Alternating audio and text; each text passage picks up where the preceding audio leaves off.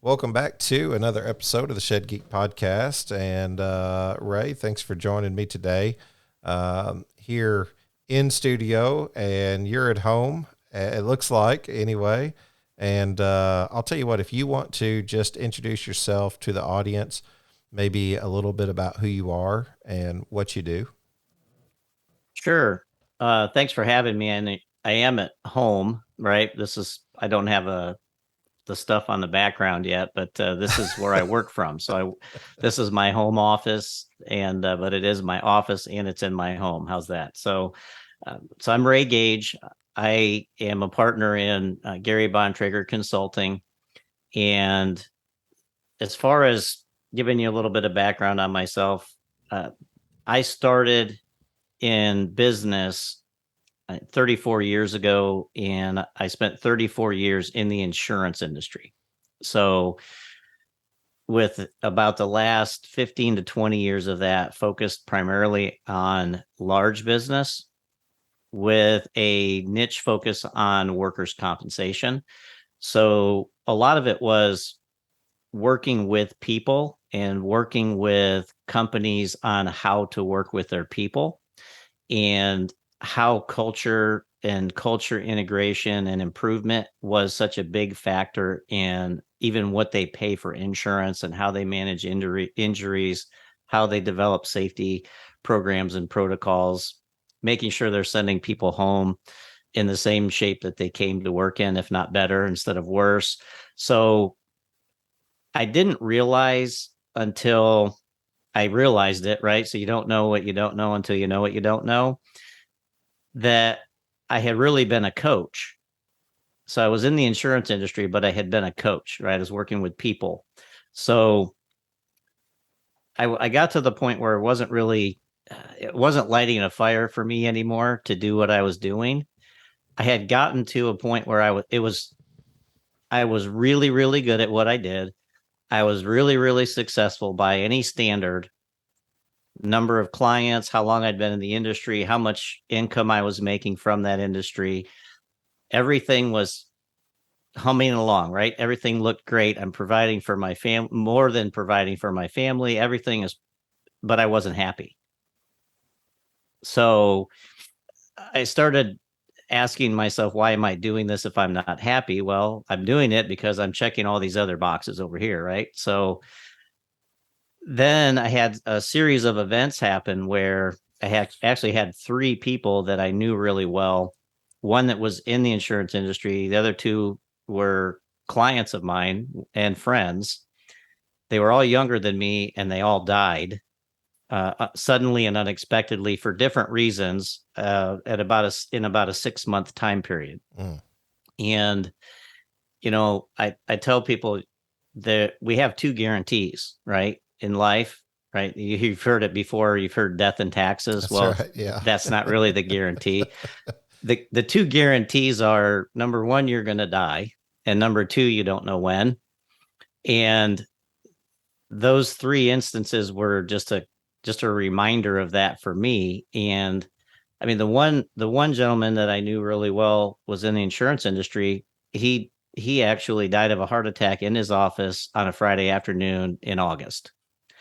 And I started asking myself the question, if my cart gets pulled today, Mm-hmm. am I doing what I want to do? And every time I asked that question, the answer came back no. And that scared me, right? It scared me to death because what am I supposed to do? I'm doing really well at what I do, but I'm not feeling like I love it anymore. It's not fulfilling.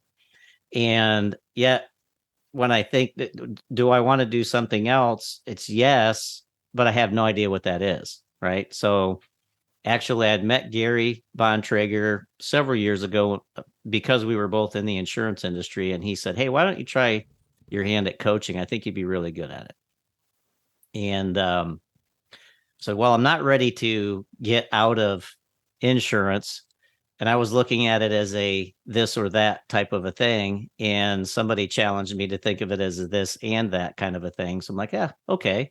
So I gave it a whirl, and it took me about 2 seconds to realize that I rather coach than be in insurance. And so I made that transition. Actually, I started it at the beginning of 2022, and then at the end of 2022, I got out of insurance, and now I'm in coaching and consulting on a full-time basis. Very cool, man. Like I like how you said it took you 2 seconds, and you knew you just I remember listening to a pastor say one time, "I know because I know because I know," and I never understood what that meant until I understood what it meant. I know because I know because I know.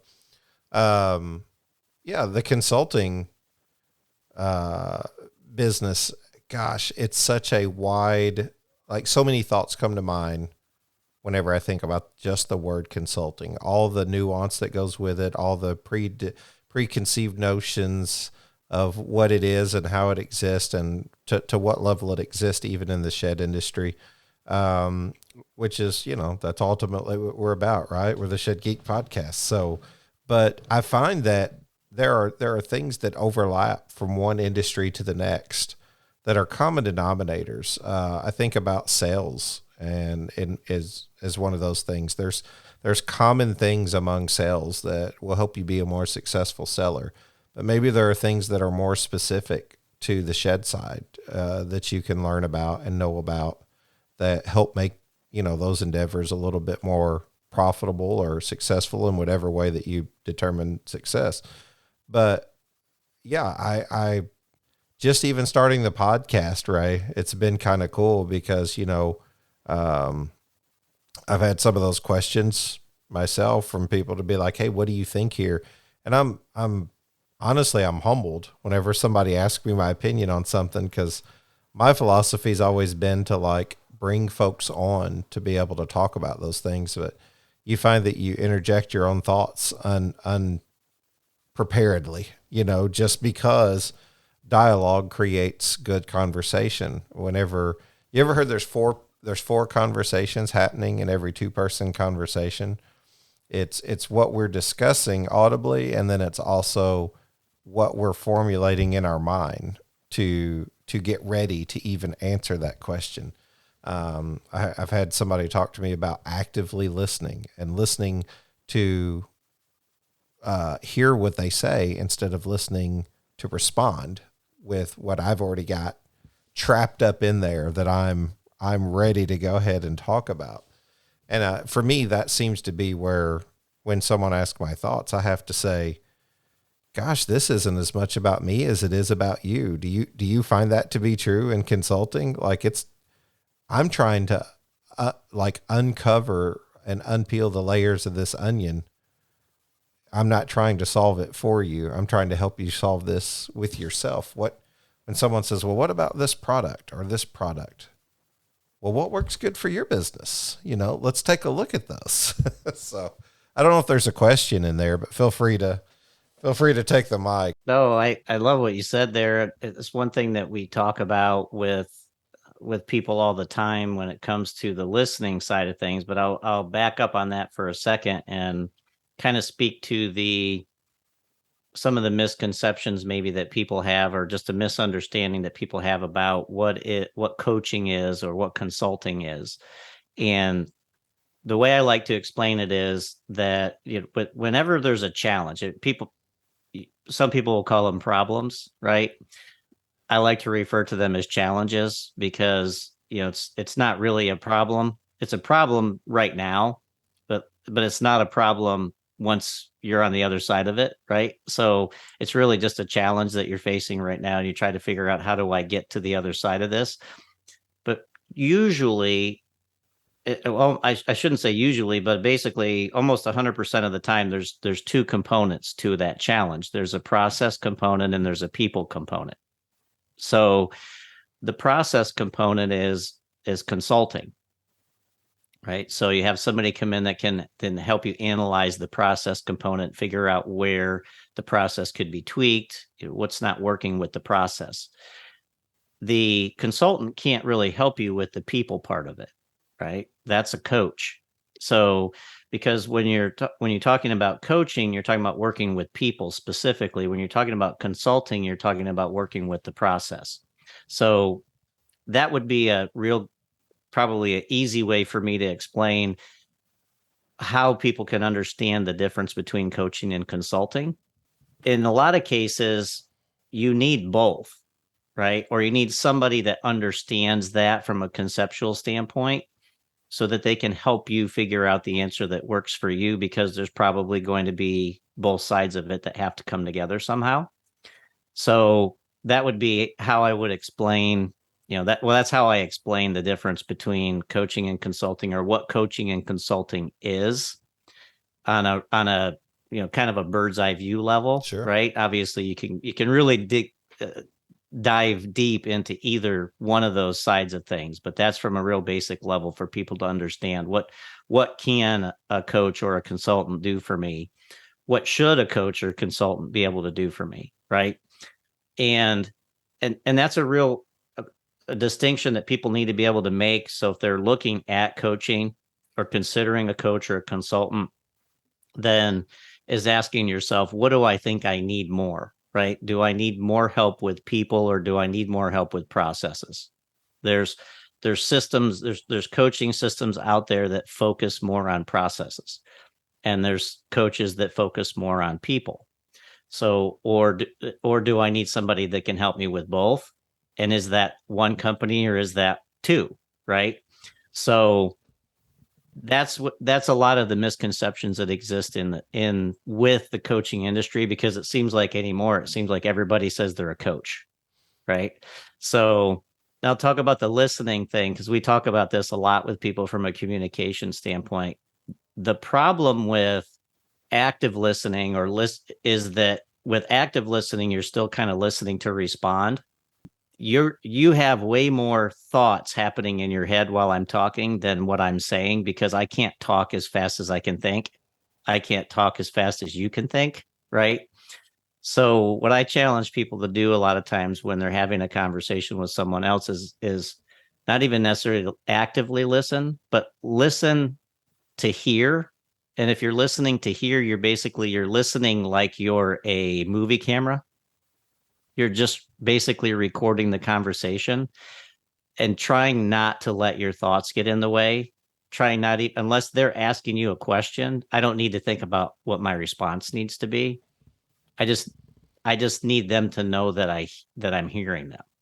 Very good. I definitely ponder on the conversation, not just in the moment, but way beyond.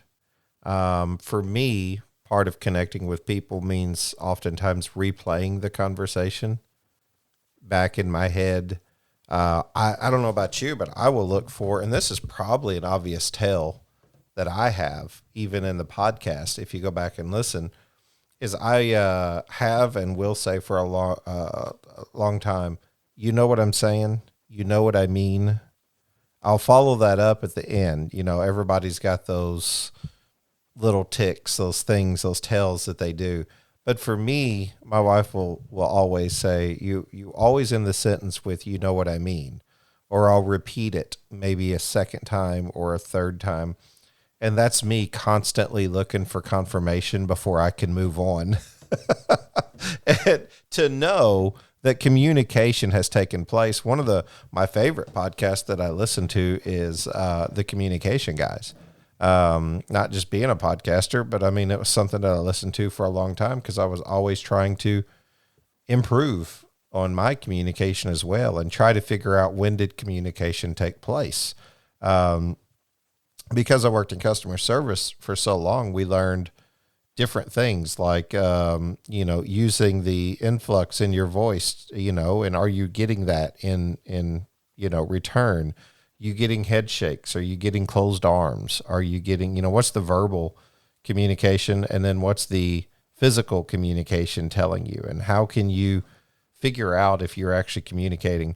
I would say part of my adventure in the podcast has been as much about increasing communication and education has it been compared to anything that I've actually tried to accomplish. I love the idea of being able to communicate effectively. I've probably said more than once, I think we can stop wars and stop, hunger with good communication, but for some reason we can't seem to make that happen. And I know that's more of a political thought, maybe, or maybe it's humanitarian. I don't know. I just think that when we know that good communication's taking place, we are convinced. And for me, it's the people business. Me and you talked a little on air before. Maybe we can go down this rabbit trail. We kind of talked about like the Simon Sinek, exploration, how he started, with this finding your why. And it seems as though everything comes from that circle, that spear of why am I doing what I'm doing, not what, not how. So even in the shed business, is that something that you guys at GBC, do you approach it in that way? Do you agree with that approach? Tell me a little bit more about, I've interviewed Gary, awesome guy. He's got a book coming out in the future. So I definitely want to get him back on here to talk about that. Cause I'm just a fan of him and his show and what he does, but tell me a little bit more about like your approach. What would a listener today in shed sales or shed hauling or shed manufacturing experience whenever they talk to someone like Ray or Gary or the team? Right. So, and you're right. Gary's book is coming out very soon. So, if you want to get him on the podcast to talk about that, you'll have to reach out to him pretty quickly because we're actually finalizing that now. My Nice. book will be coming out before the end of the year. Very So cool. we're both into that Yes. process now. But to your question, so what I would say is that what we find a lot in talking with business owners and working with business owners and is that a lot of them think that they're for whatever reason that like they're on an island, right? Mm-hmm. So the problems that they have are only problems that they have. And one of the first things I tell them is no, you would it make you feel better to know that you're in the majority, not the minority? Because you're in the majority, you're not in the minority, right? So most business owners, especially small business owners, and what I would say small to medium sized businesses. So that would be probably somewhere in the 1 to maybe 250 employee range, Mm-hmm. right? And some people might consider themselves a medium business much larger than that. But when I say small to medium sized businesses, that's kind of the wheelhouse that I'm talking about would be that 1 to 250, right? That a lot of the challenges that are faced in those by those business owners are the same across industries. So and they have a tendency to think that this is a shed problem, or this is a roofing construction problem, or this is a concrete contractor problem, or this is a roll forming problem, right? And the reality is it's not specific to the industry. And the main reason for that is because business is really just a game that people play, right? And what the reason why the challenges are similar is because they all involve people.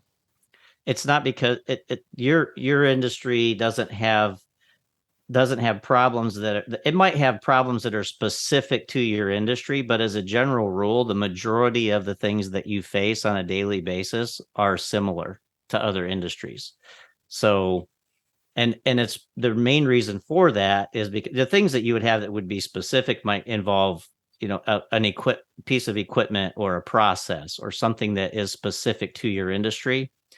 And those are things that you can find expertise in from somebody that's familiar with the shed industry, for example. But the other problems that you have are primarily related to people. And that's not different in the shed industry than it is in another industry, right? It's just we're all people. So when you're dealing with people, you're dealing with the problem that you're facing could be shed, it could be anything, right? And it could be any part of the shed industry. So when we have people come to us, and that's been something that's really been interesting to see for me, and I saw it before in what I used to do, was that the similarities, there's more things that make us the same than what make us different.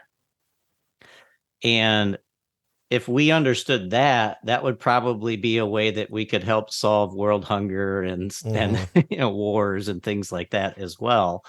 But the same thing holds true from from a human perspective when you're looking at the problems that are faced in business. Generally speaking, they're more people related than they are process. Nowadays, there seems to be so much to choose from when it comes to offering rent-to-own. So many companies have all these promotional items that go along with the rent-to-own program. It's hard to know where the rent-to-own program ends and the shed company begins. At Country Classic Rentals, we believe in doing business the old-fashioned way. Old-fashioned doesn't mean we're not capable.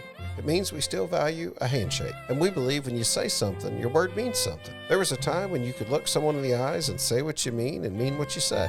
We have built our company from that philosophy. At Country Classic Rentals, you can be confident that when you produce an RTO contract for your customer, we will make sure that the customer is taken care of when they become our customer. Country Classic Rentals is ready to have exploratory phone calls with shed companies in Ohio, Kentucky, Indiana, West Virginia, and Tennessee, looking to partner with a trusted and resourceful RTO partner. If you're looking for an RTO partner who will work for you, give us a call at 937-483-4588 or call toll-free at 800-649-5667. Just ask for Stan, and we'll be happy to have a conversation. Country Classic Rentals, the freedom of ownership. So do you feel like that's where the coaching aspect then, with coaching being more people-driven, is an area that you can focus in the shed industry?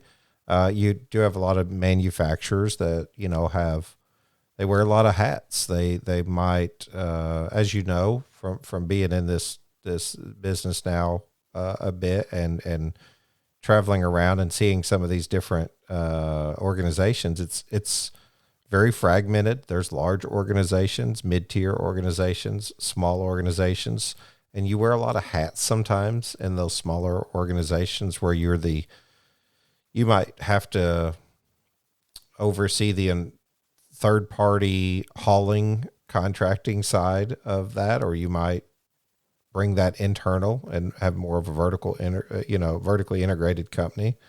How do you manage those relationships? What are some of the ways that you coach the people side of the business as it relates to sheds? I just realized I didn't completely answer your last question, and it kind of segues into this one a little bit when you were talking about the concept of starting with why from Simon Sinek, right? So many of us don't take the time to think about that, and when we do, we realize we don't really know. So that's one area that we focus on with people almost immediately. Is that's the basis for everything, because if you want to drive your business forward, you need to know where you're going, right? And knowing where you're going is knowing your why. So it's really, really hard to chart your course or direction if you don't know your destination.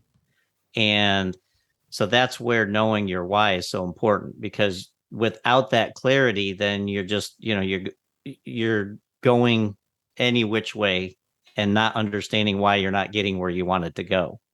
Well, if you've never defined where you want to go, you can't chart the direction to get there. So that's a really big piece of what we coach, is having that clarity.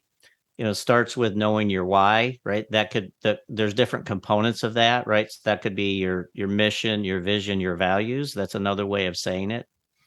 And we usually encourage people, because the concepts start with why in the book. Great concepts, great book. A lot of it is focused on from a corporate perspective, like Apple or Disney.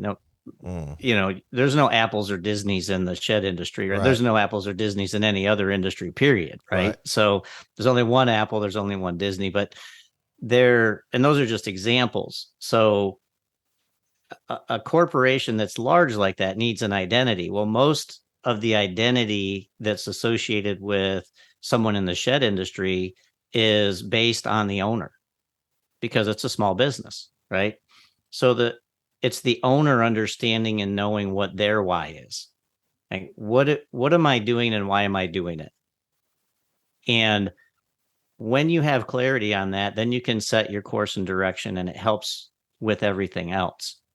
The other thing that's really huge that this would apply across industries, but it does apply in the shed industry. We do work with some people in the shed industry, and there's the commonalities that we were talking about before, and you kind of alluded to it, was relationships, right? So there's a lot of small businesses in every industry where people wear multiple hats, right? So managing relationships becomes one of the things that is more important than anything else that people do in business. And a lot of us just, I mean, to put it bluntly, we suck at it. Right? Yeah. So you don't go to business school and take relationship training, right? And Gosh, that's you a know, who soundbite teaches? in itself right there. That's a soundbite, I swear. So okay, Well, let's use it, right? yeah. Well, I don't want to take away from your thought there, but you know, another podcaster I listened to for a long time was, well, that's not good that I just totally forgot his name. But it's professional sales development, basically podcasting. And he's not talking about, you know, podcasting specifically for sheds. Obviously he's talking about, you know, sales, rather not specifically for sheds, but just sales in general. And, you know, he says nobody goes to college for sales. You know, usually if you end up in sales, so if you're in the sales side of the industry, you probably fell into it. And I always think some of those stories are the most interesting because your experiences have led you there.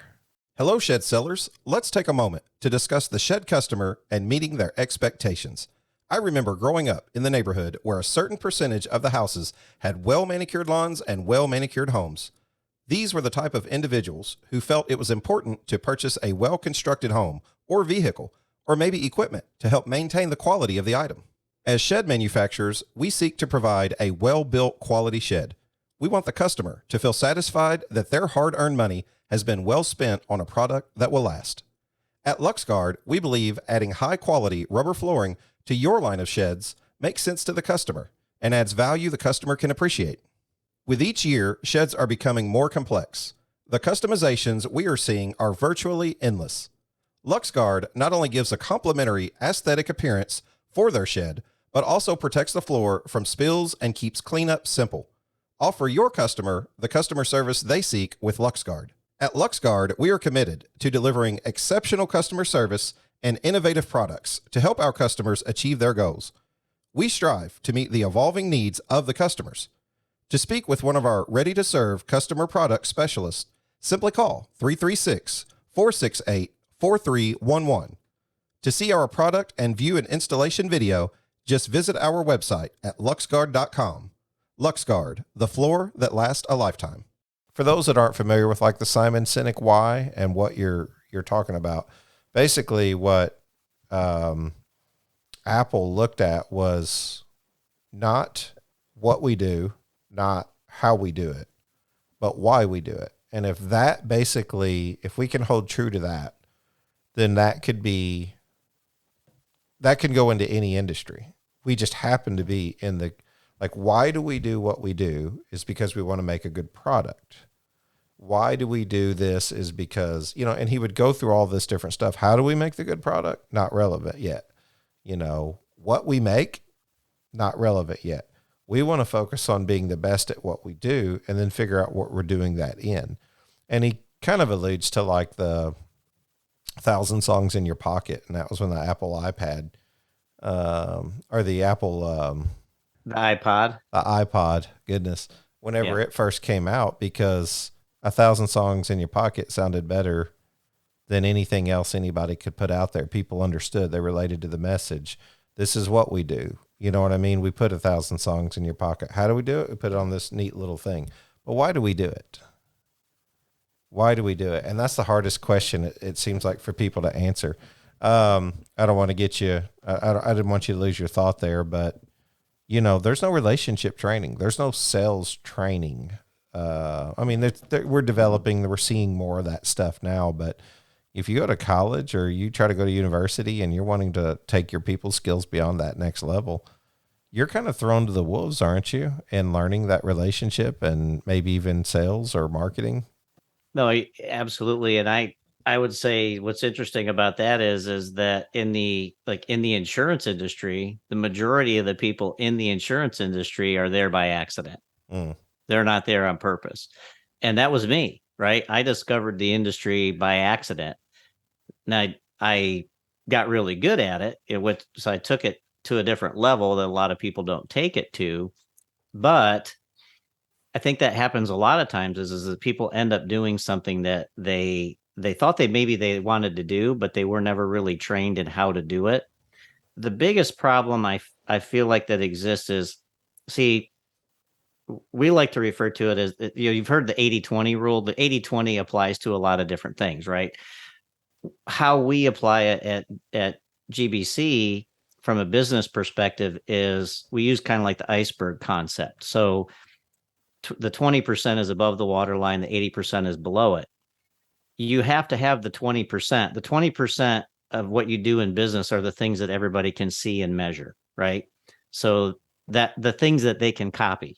So if I want to be, I look at, I look at myself and I'm in the shed business and, my sales are at, $1 million a year. And I look at the guy that's, 25 miles away and he's doing 5 million a year. And I'm thinking, well, if I want to be like him, then I need to learn how to do what he's doing. So what I do is I study the things that I can see, because I can't study the things that I can't see, right? So I look at the way they do their marketing and I look at the way they handle their HR. I find out, what sales processes and systems they're using, and I figure out where their marketing plan looks like. I find out who their attorney is and who their banker is and who their accountant is, and I decide to use the same people. And I look at the way that they wrap their trucks and all of those things that I can see, and I start to copy them, right? Because I want to get to 5 million in sales like they are. And so I do all of those things, but for whatever reason, I can never get to the same place that they are.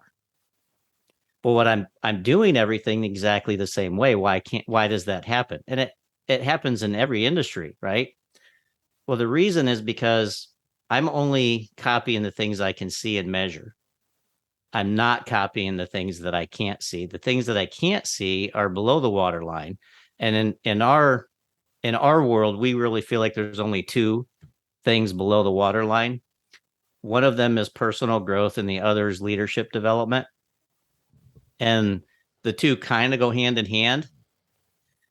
But I can't copy the only place where you see where you measure those two things is above the water line. So, but if I can't see what people are doing on a personal growth perspective, how are they developing their people? How are they helping their people grow? How are they developing leaders within their company? How are they enhancing communication? Because you have leadership, there's a lot of communication involved with that. So those are the things I can't see, right? Because I'm not there every day. I don't know how they're doing it. So that's the difference between the company that wants to be, or that's at $1 million wants to be 5 and does everything that the $5 million company is doing, but can never get to 5 million, is because they're not doing anything in that 80%. Do you think it has anything to do with risk, and assessing appropriate risk, being able to understand risk? I love, you took me on like a little train ride there, and trust me, I got in one of the carts and I'm following you now 100%. So I'll probably rant or ramble a little here, but I love the 80-20 side. I hear a lot of our philosophy that you're talking about. I hear a lot of companies say, well, early on when I started the podcast, I'll use that as an example. I always like using myself as an example so I don't have to throw anybody but me under the bus, right? Well, I wouldn't come on the podcast because I'll be giving away my secrets. And I would always say, one, I'm not here to do anything to hurt your business. It's here to help. So that get past that objection first, right? Second is there's not really many secrets that you have in the shed industry. If you want to know what your competitor does, you can typically walk onto their lot and pretty well see what they're making. Now, outside of patented stuff and people who are going, beyond in their research and development and things like that, we pretty well can see that most people make within a certain margin of difference the same products. I think what is to be patented, you have to be outside of 30% or within 30% of difference of whatever it is that the other person's putting out there or whatever. I'm getting too deep in the woods there, but the idea being that your decisions and your 20% that aren't seen is what's going to set you apart. That's where I feel like I'm going on this train ride with you. That 20% that people don't see, the 80%, most everybody can see. We see your sheds, how you make them. Most anybody can make that. But what's the difference in taking that shed manufacturer, if they want to be, from $1 million in sales to 20 million in sales or to 50 million in sales? Because there are people out there who can. I always tell people, Ray, the difference in you and a billionaire is the decisions you make. It's probably not really what you're actually physically doing. It's your decision. So it's all trapped in your thoughts. The distance between you and where you want to be is 6 inches. Ear to ear, right? Yep. It's all here. Yeah. That's the distance between where you are and where you want to go is right here. That's right. That's it. It's nowhere out there. Yeah. It's right here. Yeah. So when we talk about the 20%, we're talking about the things that everybody does if they're in business, right? You don't have a business if you're not doing HR and accounting and, sales and marketing. You don't have a business if you're not doing those things. If you're in business and you're not doing those things, you just have an expensive hobby, right? So you have to do those things. But if you want to grow and scale, you have to be doing the 80%. You have to be below the waterline, and you have to be working on the personal growth. You have to be working on the leadership development. You have to be working on the 6 inches. Yeah. I inverted your iceberg there. I did it the other way, but I get what you're saying. The 20% is what can be seen. It's the 80% that's the 80% that you can't see. But the 80% is what drives the company's that'll drive a company forward. So when you're talking about the other thing we talk about is that, when you don't build the foundation for a $50 million company when you're at $1 million, right? You can't. You don't have the resources to do that, right? So there's certain things you have to do foundationally at each level to get to the next level. Those things usually aren't the 20%, right? It's not usually we got to do more marketing. We got to do more accounting. We got to do more HR, right? It's usually the other things that you have to do. How can we develop our people so that we can enhance that foundation, grow that foundation, strengthen that foundation so that we can grow up to the next level. So I like to use the ladder analogy when I talk about that, right? So with a ladder, you have rails and rungs. That's what makes up the ladder, right? You have 2 rails. Those 2 rails are your personal growth and your leadership development. The rungs are all the other things, your HR, your accounting, right? So you might have to add more of those things as you go. But if you can't extend those rails, you're just squeezing all the rungs into a shorter space, right? Yeah, I get the analogy. Yeah. And that's why businesses will struggle to grow, is because they're focusing more on the things they can measure and not focusing as much on the things that they can only measure by the things they can measure. So it's kind of there's a little ironic twist to all that, right? Hello, shed sellers. Did you get a chance to view the Real Work Labs interview featuring George Converse? If not, be sure to check out the episode, where you can see a condensed demo during the interview. Just go to the Shed Geek Podcast YouTube channel and type in Real Work Labs. George and the team at Real Work Labs have received an influx of interest and new signups, and they are already working to provide real results. Real Work Labs shapes the way customers find you online. We are a software company that helps shed sellers like you get found where the customers live, not where your shed lot is. Our mobile app in the field hooks into your website, so your work and Google reviews are getting found on the map on location. That way, you drive more revenue, higher conversion rates, and true word-of-mouth referrals online. It's time to put your reviews on the map and leave a digital yard sign at your job sites using Real Work Labs. For more information, just go to shedgeek.realworklabs.com or simply call or text 480-787-7575.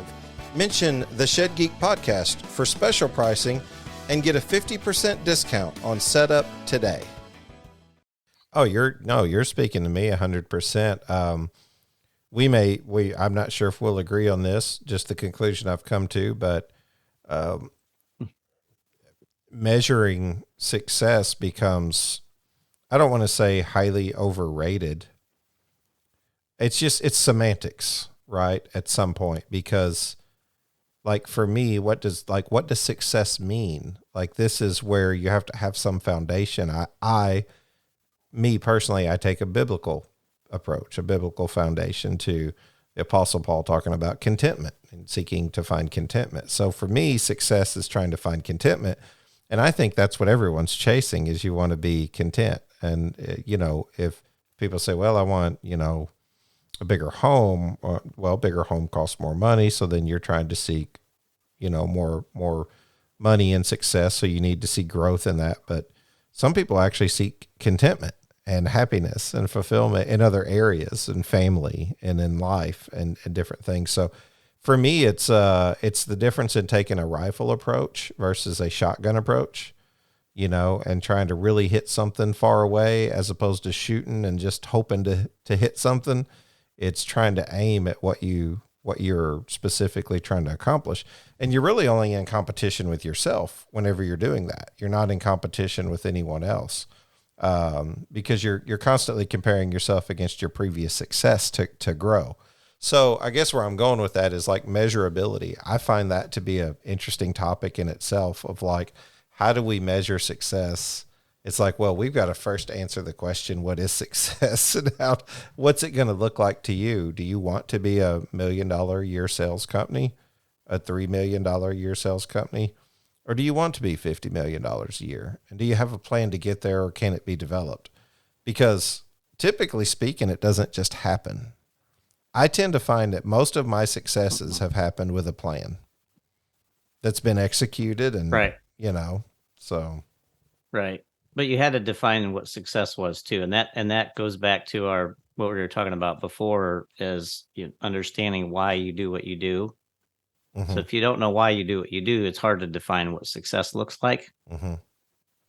So, but yeah, I totally agree with you. I feel like that a lot of business owners, especially small business owners, have this idea like, well, when they engage with a coach, now we'll ask them, why do you want to coach, right? And a lot of them is because, well, I want to figure out how to be, I want to be wealthy.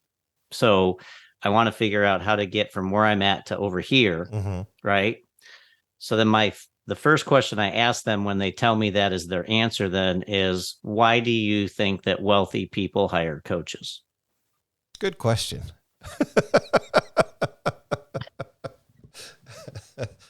Right. So, and I'll tell you why. So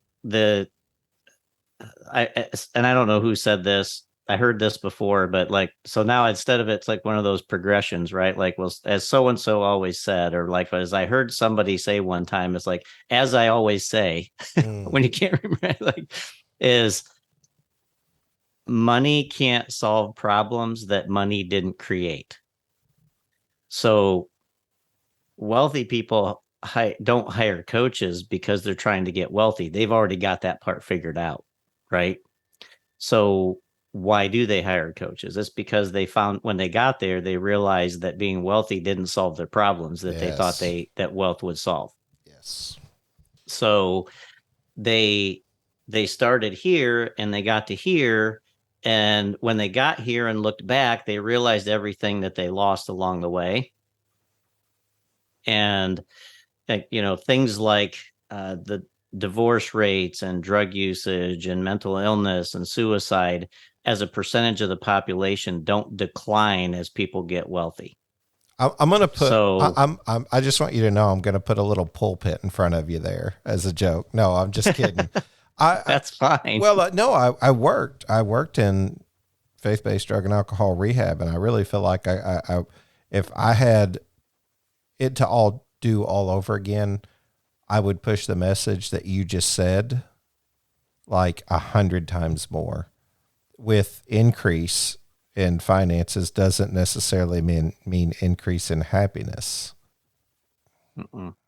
No, and I love that you met. So that's really interesting because I was reading about Sir Richard Branson, the founder of the Virgin Airlines. Oh, okay. And he's a billionaire, right? And I was reading an article about him the other day. I think it was in Inc.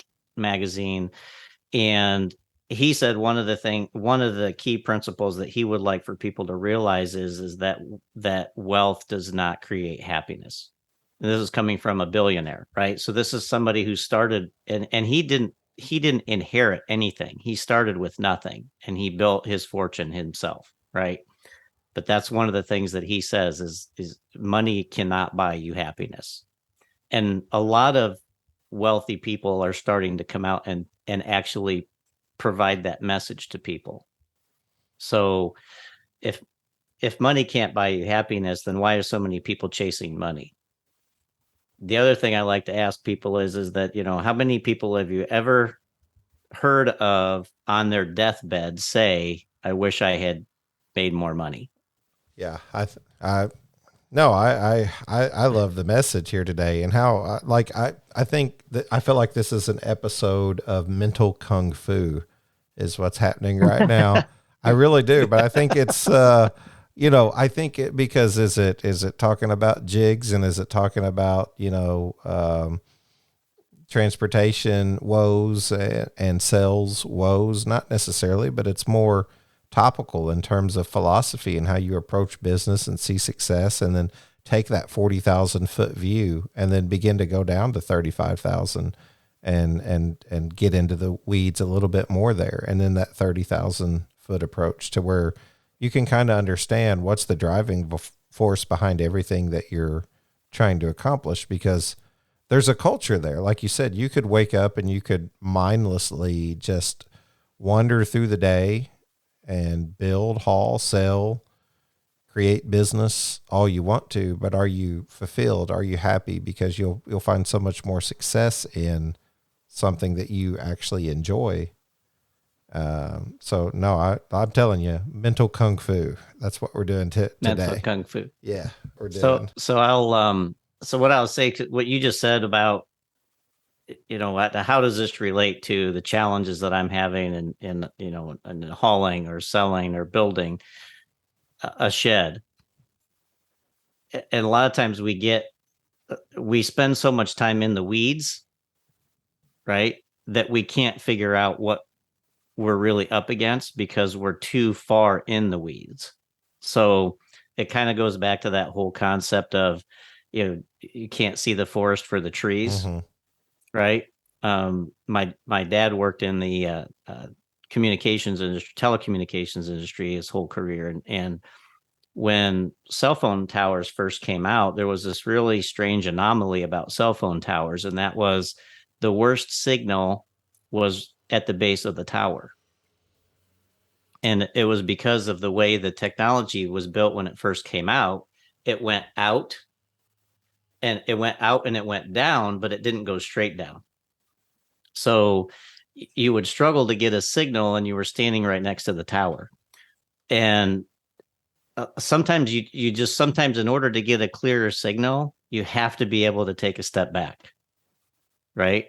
you have to be able to look at it from a broader perspective. You have to be able to see that 30,000 or 40,000 foot view in order to figure out, okay, maybe I could see the solution to the problem that I'm having in the weeds when I'm not in the weeds. Mm-hmm.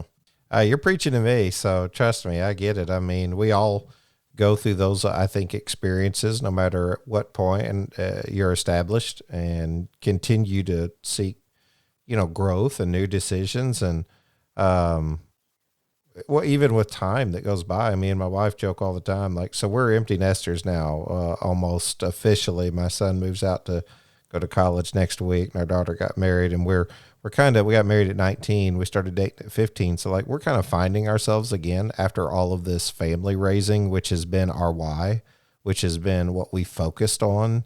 And not to suggest that we're going to stop that now. It's just that the burden of responsibility of raising a child's not as deep as it was now that they're independent.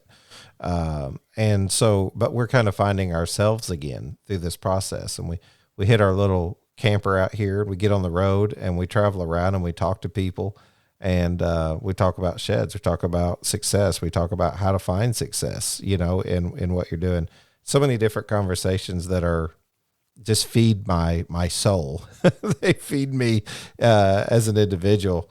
And I always say the shed business is about the people business. So not just the B2B model that I'm taking and approaching, but trying to help the shed dealers or manufacturers in a B2B, in a B2C rather capacity, how we can focus on the consumer, and can I be a part of that? And if so, how to do that?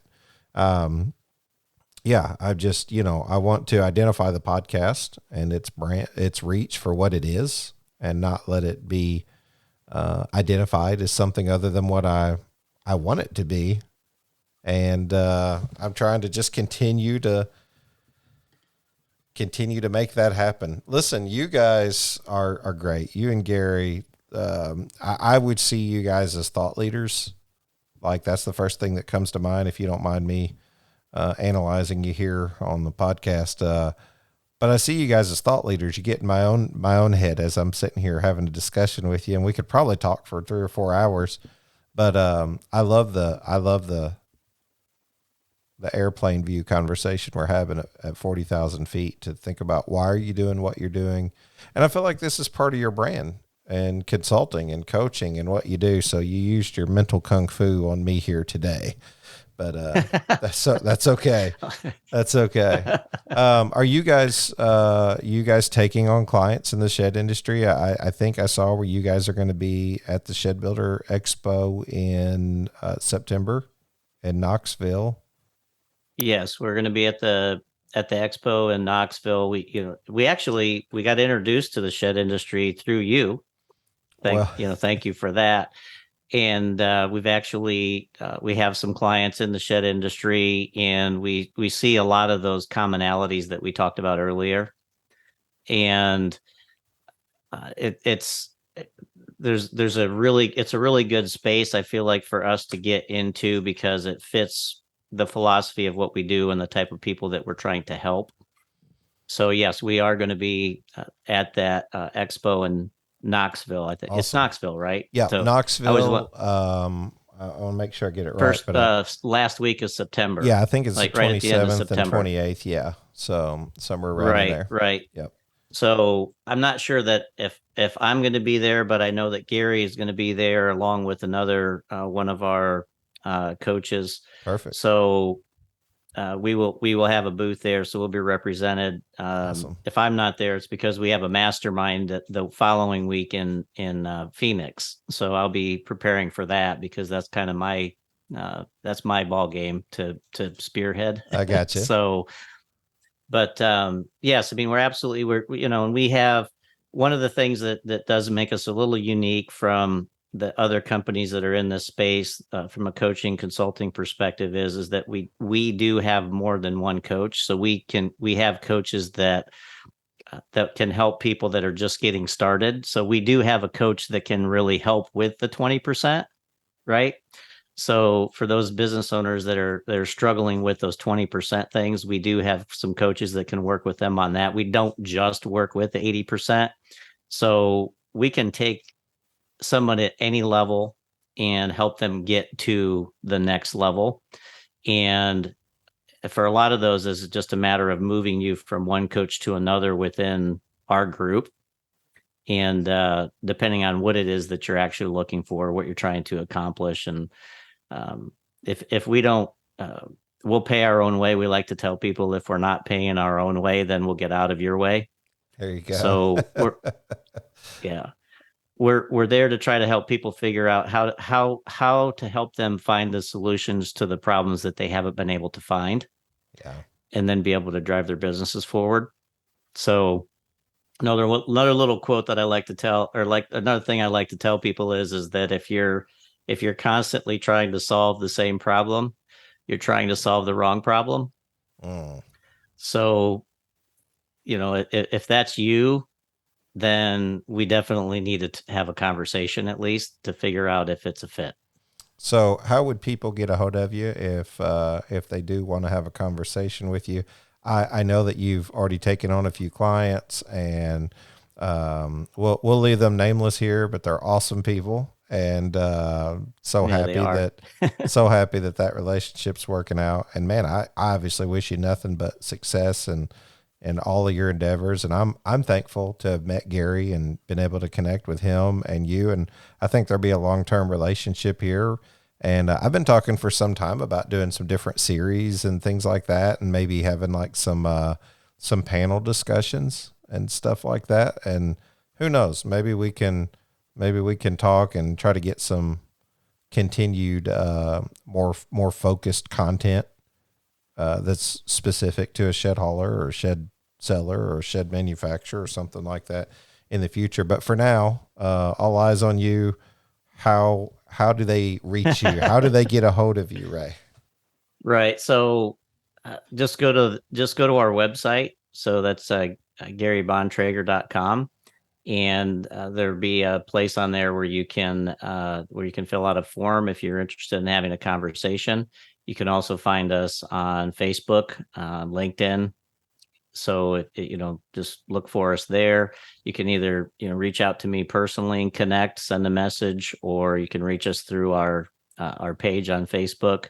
The page on LinkedIn is new, so that might be a little while before you can figure out exactly where that one's at. But I know a lot of people are on Facebook, so if Facebook is easier to use because it's on your mobile device, look up Gary Bontrager Consulting. We have a page there. You can reach out to us there, connect, join the group, send us a message, and we'll start a conversation. So we will have a discovery call with you, figure out what it is that you need and whether or not we're a fit. And we don't want to work with people that we're not a fit with. Mm-hmm. Because at the end of the day, it doesn't help. It doesn't help anyone. So, let's figure that out. If there's a thought in your mind that maybe you need help, you probably do. It's just a matter of figuring out if we're the right fit to be able to provide that to you. Right. Oh, it's that's a perfect way of saying it. Well, we'll make sure to link the website to a picture.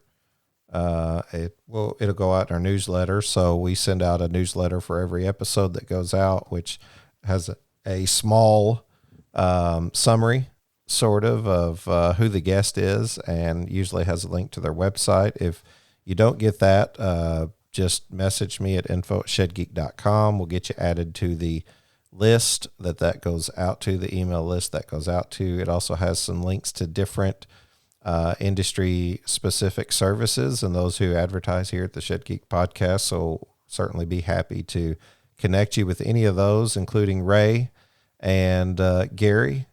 Very awesome. Looking forward to your book. Looking forward to Gary's book. It's one thing to read a book. It's so much better to read one whenever you know the people personally and you've just had a connection with them. Hey, what'd you think? Today is the inaugural orange Shed Geek suspenders and bow tie. I broke them out today just for you, Ray. So that had to be a a God thing or a universe thing because orange is actually my favorite color. Nice. Perfect. It works. So if you were to ask anybody in my family what my favorite color is, they'd tell you it's orange. Well, So look at that. I can't. You can't make this stuff up. You just can't. I'm telling you, it was meant to be, Ray. It was meant to be. But no, I certainly want to talk with you. When we stop recording here, I'll chat with you for a few if you've got a few minutes. But I just appreciate what you guys do, and wholeheartedly endorse what you do. Encourage people to give you a call and do a discovery call. And more than anything, like you said, I think just see if it's a fit. If it's a fit, it makes sense. If it's not, you move on and you find something that does. But professional coaching and development and consultation is really on the rise, I think, for the shed industry. And it's necessary because, well, look at the growth of the shed industry as a whole and how we're becoming more developed as a product to the consumer. And I really think that's a good thing. I continue to say we don't have to take bigger pieces of the pie. We just need to make a bigger pie for all of us. And there's plenty of share out there for everybody at that point. And everybody needs a shed, right? Everybody needs some storage. And really, isn't that changing, Ray? What is a shed now? I'm starting to question. Are we just talking about portable mini barns? Because, man, there's so much out there. And maybe another topic for another day. But listen, I appreciate having you on. Please tell Gary I said hello. And if you'll hang on here, I'll chat with you for just a few. Absolutely. Thank you so much for having me. I enjoyed it. Sure thing.